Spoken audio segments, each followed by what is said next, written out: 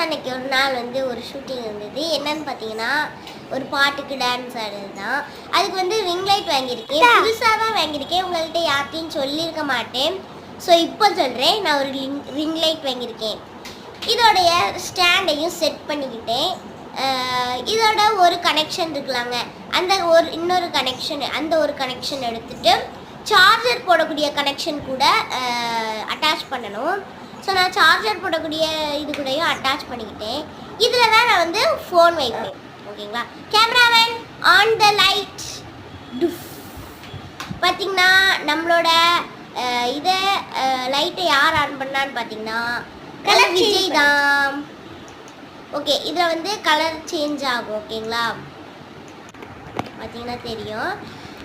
நம்மளுடைய லைட்டு இதெல்லாம் எப்படி இருக்குன்னு சொல்லுங்கள்.